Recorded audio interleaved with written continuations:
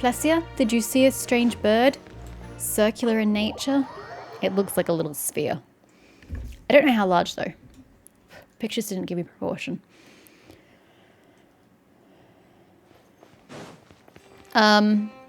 Is it just me? Or does it look like we're going into Novelette's office? Nothing new there. The first few days of every month are always noisy. Okay, thanks for that. What's all that commotion?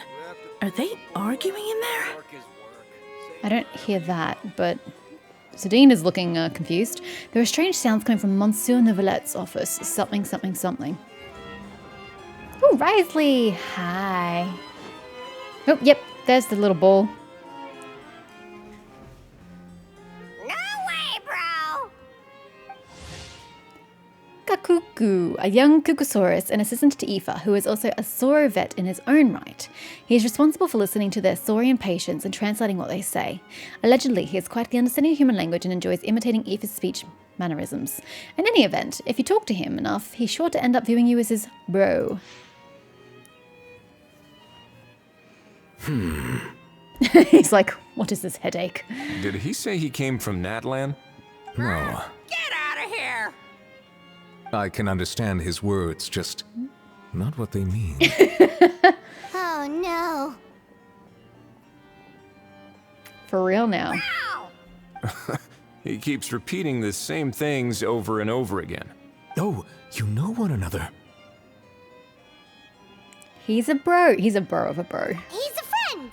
Yeah! A saurian friend of a human friend! Great. Well, that was easy. Looks like we've tracked down the owner. Guess that's one less lost and found notice for you to write, Monsieur Novelette. Wait, we just discovered that there are multiple judges. Why isn't Novelette, the high Udex, doing lost and found notices? For real? Traveler, was there something important you wanted to discuss with the Udex? I'm just about done with my business here. Need me to step out? Absolutely not. Stay and hear them out first. Perhaps it will have some bearing on your own work. Highly unlike. I mean, in the terms of the quest, yeah, it totally would. Otherwise, why would he be here? But realistically speaking, highly unlikely. If I'm not mistaken, you are the same Mr. Kanich who served as a witness in the smuggling trial? Oh, that's right. You weren't presiding over the trial, of course. I take it there's been a further development in the case. That's right. Very perceptive, Mr. Udex. So you've met Novelette before? But wasn't the trial overseen by another judge? I've seen his photo in the papers. But as for this other gentleman... Allow me to introduce you to Mr. Risley, administrator of the Fortress of Meripede. Or in layman's terms, Fontaine's prison warden. Please, feel free to share anything about the case. There's no need to keep anything from him. Pleasure to meet you. Pleasure to meet you! Wow, that sounded just like me. But should really we didn't. really discuss official business in front of the Saurian? What's wrong with the Saurian? Oh wow! Oh no! I believe he said, or rather, I suppose he meant, that he'll keep this to himself. Though I should mention, Mr. Kukuku, that we will have to ask you to sign a confidentiality agreement. Are Saurians able to sign confidential agreements, and are they liable if they breach it? I mean, how do you render judgment on a creature? And also, it seems that Kuku got his name across to Novelette because we haven't mentioned it, I don't think. Did we? Sure thing, bro! This is a little bit strange, but they really are a great pair of awesome Saurai. Let us return to the matter at hand. Mr. Kanich, was there something else you wanted to discuss relating to the case? Yes. Let me fill you in. Sorry, just choking here. Kanich tells Novelette and Risley about Lapine Pauline finding the gun.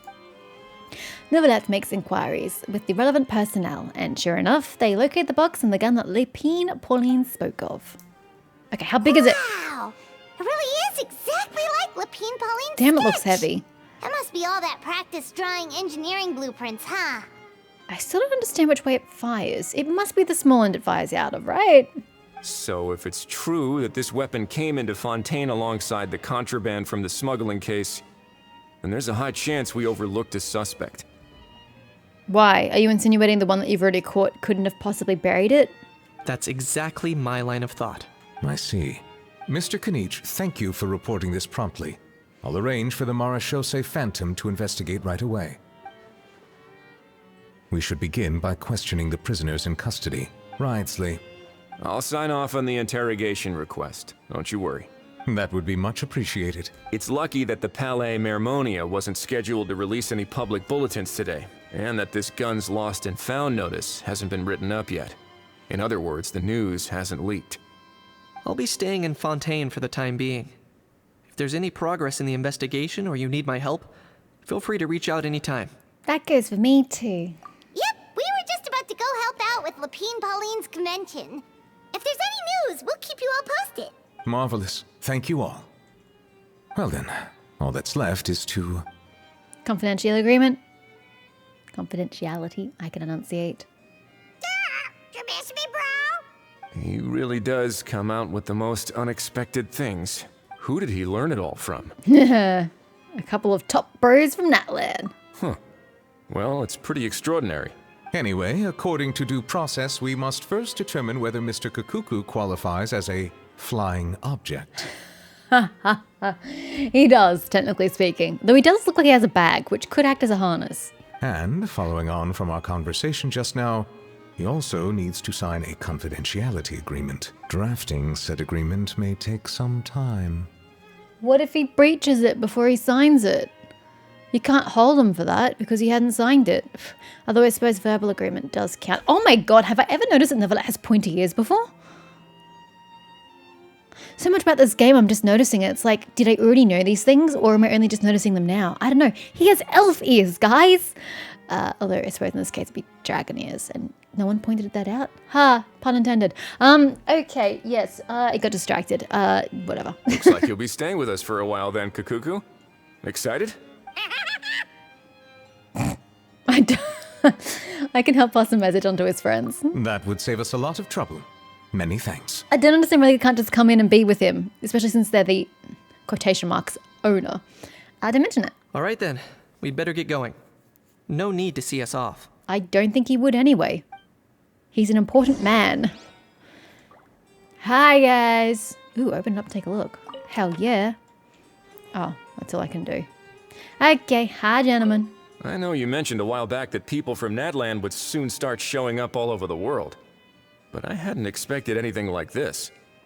It seems no matter where they come from, all dragons are inquisitive by nature. You can say that again, bro! The same might well be said for humankind. The real reason you chose to stay to investigate this case was your curiosity about Natlan and Mr. Kakuku, was it not? Guilty as charged. Nothing gets past you. So, how about we take this opportunity to chat a little more? We've got the world's best translator on hand, after all. Sure thing, bro! So can Neverlet kind of understand what Kakuku is saying because he's a dragon? And, like, animal kind speaks to animal kind?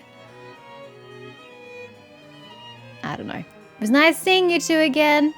It's been a while. Yep, and everyone's back to their work. Okay.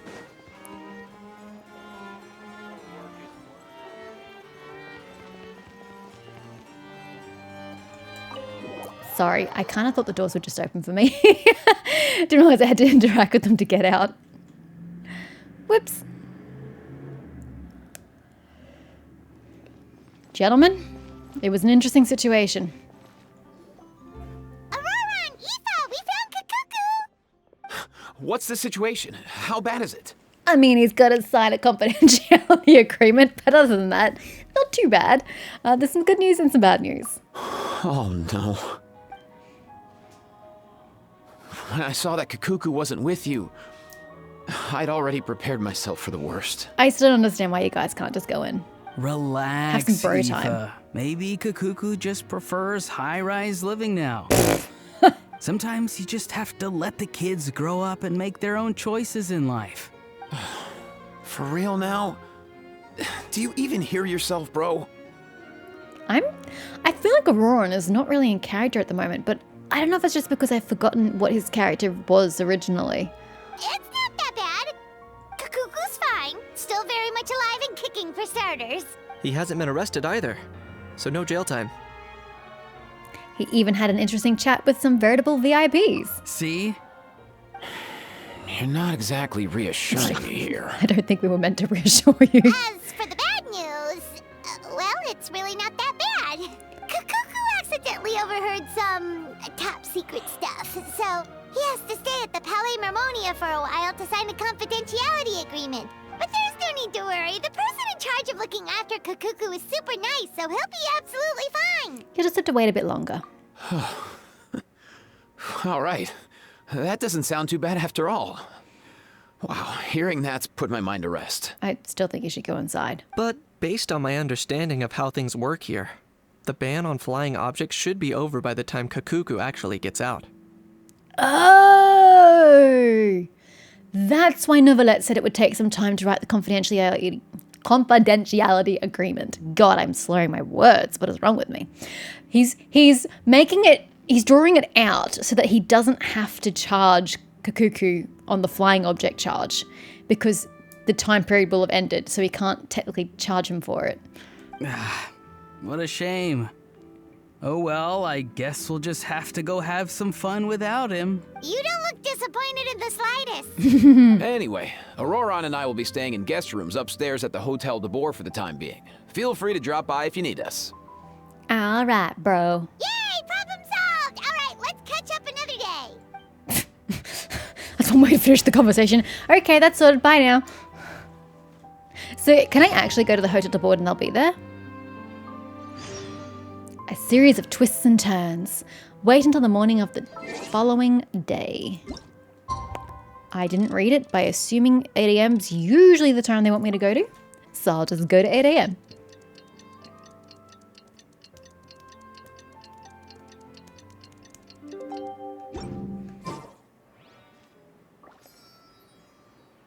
Oh, the day after tomorrow. Yeah, it helps if I actually read what it says. Nyong.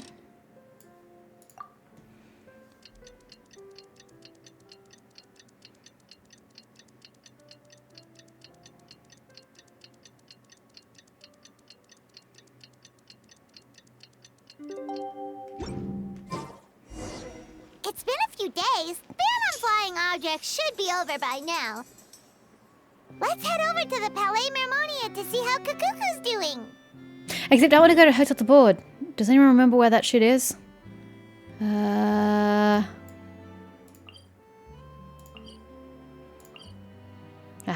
I knew if I just pressed buttons, I'd find it. Which building is it, though? This one.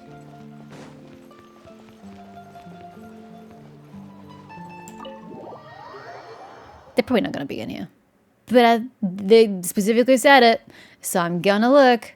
Except I forgot how big this place was. Well, they're not in the lobby, so we're not off to a good start.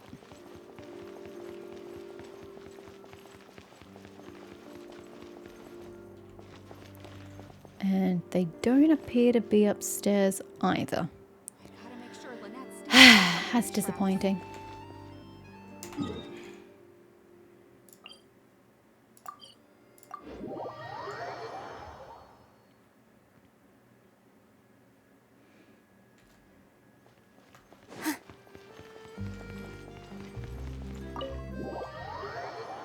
And saying that though, how the hell did he stretch writing out a confidentiality agreement into 2 days?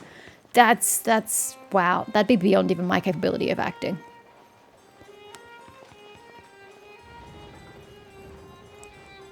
Where's Aether? Why is Aether not here? I mean, if anything, Aether should be here, not Kanichi, because of Kukuku, unless we're talking about the gun.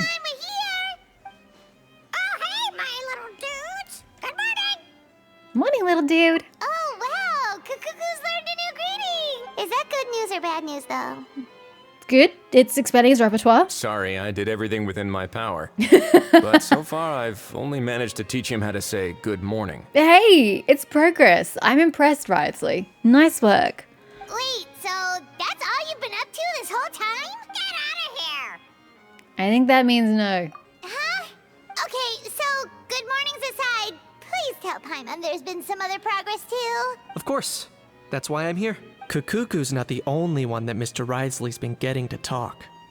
I'm referring, of course, to the convicts. It was nothing. These guys weren't exactly tough nuts to crack. So, what's the deal?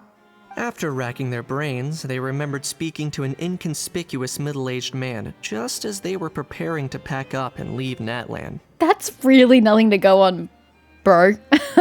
An inconspicuous middle-aged man. So just some average random dude. That's really not going to help us. He was dressed in the manner of the Children of Echoes and carrying a box.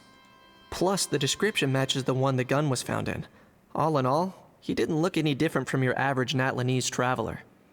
Perhaps seeing that they were dressed as merchants, this man stopped for a chat, inquiring where their goods were headed, and even asking if they could share a boat. The smugglers were very cautious, though. They didn't tell him any specifics, but all this happened before I crossed paths with them. I happened to notice them as they were preparing to set sail. I thought they looked shady, so I snuck aboard, and ended up being carried along all the way to Fontaine. But that means you must have been on the ship with this inconspicuous middle-aged dude. With the gun. No?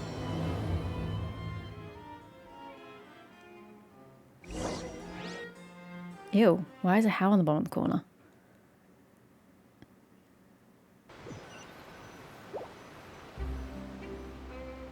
Boss, do we know if those Fontainians will even like this stuff? What if we can't shift it? And that's why we call you a rookie. It's all supply and demand, kid. Supply and demand. Natlan's foreign trade is just starting to lift off. There'll be a market for it, you'll see. That's right. So stop giving the boss trouble, rookie. Just do your job and keep an eye on the goods. Are they merchants? Have they come to Fontaine to do business? Scarred face. Calloused hands. On closer inspection, the fabric looks worn at the knees and elbows, and his fingernails are dirty. Not exactly your typical merchant. Could he have previously been a warrior? Or even an adventurer? Something feels off. I'd better sneak up and get a closer look. There's no crouch facility in this game. FYI. Nice thinking, boss. This tourist tub's been fast going and smooth sailing. Plus, no one's been asking us what we're up to. That goes without saying.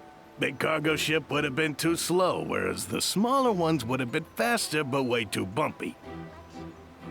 If we ended up damaging the goods by accident, all these months spent grafting away would have gone up in smoke. Seriously? But there's hardly anything here. Would it really have taken them months to prepare? And why would they need to transport it with such care? I agree. Could they be secretly smuggling precious items out of Natlan? Well, certainly more than what they're I'll presenting. need to find a way to get to the bottom of this. How do you propose on doing that, sir? Sorry, I'm trying to multitask. It's not ending well. Find a way to create a diversion to check out the cargo, something, something, something. Do you have a particular direction in mind? How can I create a diversion? Oh. Oh! You've given me tools. Let's go hear what these criminals have to say for themselves. Sure enough, there are relics inside the box. It's illegal to smuggle such items outside Natlan. Is there more you wanted me to look at? Oh. Hey, why the long face? You're abroad on business, and you get to do some sightseeing while you're at it. Sounds like a pretty sweet deal to me. You better cheer up if you know what's good for you. I guess you're right. I was just worried I might have messed up with the packing, or that something's gonna go wrong along the way. Oh, pull yourself together. Tons of foreign tourists come traveling to Fontaine. I bet their luggage is full of all kinds of weird stuff. If someone insists on checking it all, just show them the purchase order we had drawn up. Those Fontainians can't get enough of their legalese, so I've heard. They can look all they want. Aha. So their aim is to smuggle in contraband after all. Looks like I've gathered enough intel about the smugglers and their contraband. Time to inform port security. But the Fontanians are up on their legalese, so how can these nobodies who know nothing about the legal process, and especially the legal process in Fontaine, think that they are going to be capable of drawing up a purchase order or documents of any kind that's going to pass muster from the Fontanians and their legal system? That's abundantly unrealistic. You're not going to be able to create a passable forgery. Not with the Fontanians.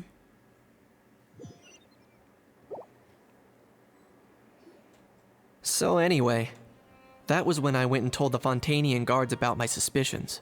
After an investigation and a chase, they finally apprehended them and sent them on their way. Well, guess they're headed exactly where they should be. Good job, Kanich. Except that still doesn't answer the question. That you technically should have been on the same boat as this dude. Thanks.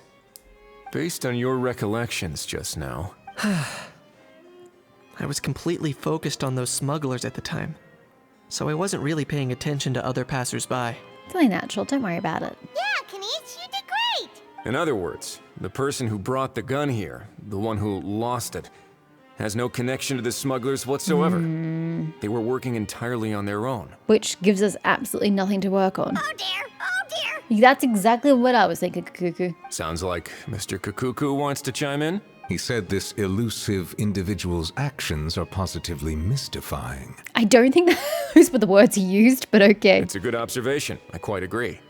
However, we still know next to nothing about the person. Perhaps we should start by focusing on the lost item itself. Yes, what is it? I mean, we know what it is. It's came from ancient Natalie's Dragon Ruin. I lost... Oh, yeah. Oh, come on! This is usually the traveler's moment to shine! God damn it, woman, have a goddamn voice! This is a relic left behind by Natlan's ancient dragon civilization. It's a genuine antique, so it must be of great value. Lost object that was picked up. A genuine treasure lost by the roadside, yet it still remains unreported and unclaimed. Well, I mean, usually you connect your thoughts. Oh, here we go. It doesn't seem like an accident. No, it's as if someone left it there on purpose. I don't know that I agree with that. I feel like it was a desperation to not get caught or to come back to it later, but okay, bait. Why would someone just leave such a valuable antique out in the middle of nowhere? Was the plan for someone to come pick it up? Oh, so you're saying it could be like a drop. Okay.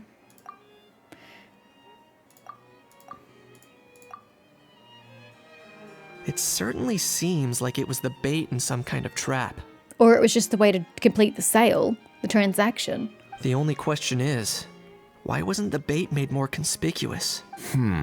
Has something sprung to mind? I just remembered a film I watched this one time. Huh? Oh, wow. No way, bro. Hold on, let me explain.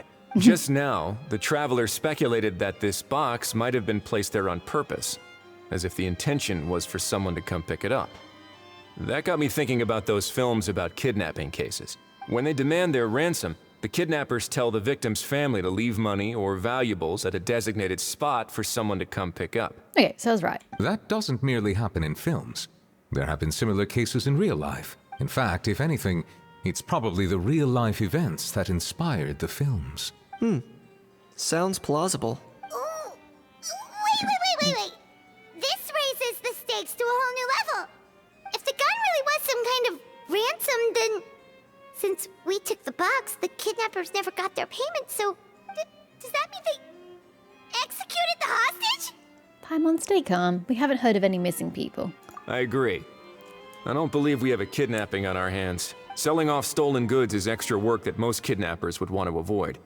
Unless they're after something very specific, they tend to just ask for cash. Could we be dealing with a kidnapper who's dead set on getting their hands on an ancient dragon handgun? It's not impossible, but the likelihood is very slim. We can discount that possibility for now. Can you guys just forget about the whole kidnapper aspect? We've got no facts or even suspicion of a kidnapping case. Just stop using that terminology. I'm still thinking it's part of a transaction. It was dropped so that the purchaser could pick it up. And speaking of selling stolen goods, Don't you think this Thank looks you. more like a transaction? Why did it take us so long to get there? About the cellar. The gun was placed in a locked box and hidden away. Clearly the seller wanted to keep their identity a secret. Either that or again they were trying to hide from the authorities considering it was contraband. After receiving the instructions, the buyer would have gone to the designated spot with the money to pick up the goods. To ensure they actually got paid, the seller would likely have been watching the buyer. Well, is anybody watching the spot where the drop-off was? Or is that where the festival now is, the convention? Before the buyer could show up, Lupin and Pauline found the goods by chance while setting up the event venue. Maybe we need some security over there. About the incomplete transaction. Due to the unexpected arrival of Film Fantasyland, the deal had to be called off. That's not true exactly. So, bottom line, this was an individual smuggler at work. Exactly. And it was the location itself that caused the deal to fall through. The last thing they would have expected was for a quiet beach to turn into a bustling film convention overnight. But they also probably didn't expect that the goods would have been found. Not only is the area now packed with tourists, but the Spina di Rasula have a presence there. I'll bet that both parties were completely caught off guard. Great job, Lupin, Pauline. That sounds like a plausible theory, but how do we verify it? I don't know that you can. As I've said, you don't have anything to go on. I don't think there is any way to verify any of this. Looks like your people better start rolling up their sleeves. How so? Yeah, I don't know what you mean. Easy. Just follow the usual procedure by putting up a lost and found notice. But who would be stupid enough to claim it? The more routine we make it seem, the more likely the suspect will come forward to claim it. Even if they send a proxy, we're liable to get our hands on new leads. I mean, I personally would just break in and steal it. And timing-wise, it's about time we updated the bulletin board anyway. Because if you're wanting to people, if you're wanting people to not know who you are and that you are now in possession of this illegal gun, you'd be breaking in. You wouldn't be just sending a proxy in to collect it for you and hoping for the best. You'd be breaking in and stealing that shit. All we need now is a lucky gestionnaire to write up the notice for us post-haste. Celine, or Sadine, whatever your name was. Ah, so that's what you meant by rolling up their sleeves. In that case, I may as well write it myself. I also thought that. Delegating this to someone else would require an additional explanation. True. Or are you just not used to asking others to work overtime? Is that really a major concern here? Well, looks like I won't be needed around here. At least until the notice has been posted. You could always wait here if you like. The Palais Mermonia serves a particularly fine cup of tea, if that swings it for you. Of course you like the tea here. Although I would have thought that, right? Neverlet would provide flavors of water more than tea. Thanks, but no thanks. I left a very noisy creature with a friend before heading out. So I should probably get back to feed it. You left a how with Aether? Poor Aether. Explains why he isn't here. I wasn't aware that you had a pet, Mr. Knight. You say that to a how. Speaking of pets. Get out of here! Out of here! Yep, that's the plan. Out of here indeed. I believe that what Wriothesley is trying to say is, you are free. Furthermore, Sorry. it has been determined that Mr. Kukuku should not, in fact, be classified as a flying object. As such, he shall be free to move around Fontaine whenever he so pleases. How did you come to that conclusion? You're the best, bro! Oh, that really is good news! Travelers, should we bring Kukuku back to Aether and Auroran? I shall leave him in your capable hands. No problem. Indeed. Okay, that's not really the response required for no problem. That's the response for the other option, but okay. I'm just gonna ignore that, I guess. Anything more, gentlemen? You know, all this has made me realize that I'd quite like to have a pet. Ooh, what would you like? If that proves inconvenient within the fortress of Meripede, perhaps you should consider finding a place in the court of Fontaine. Are you tempting him away from his prison? That actually sounds like a good idea. But then you'd have to commute to work every day. In the past, I always dismissed the idea of buying a property in the city. The prophecy about the floods meant it never seemed like a worthwhile investment. That's perfectly fair. But now... Perfectly fair.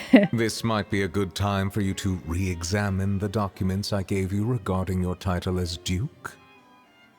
Huh? Citizens with honorary titles are eligible for certain benefits when purchasing property in the court of Fontaine. Really? How about this? You read through your documents from start to finish while I write up the lost and found notice. That's cute little, you know, scene that if you didn't speak to them, you would completely miss out on that. That was really nice. I hope you become a great landowner, honestly.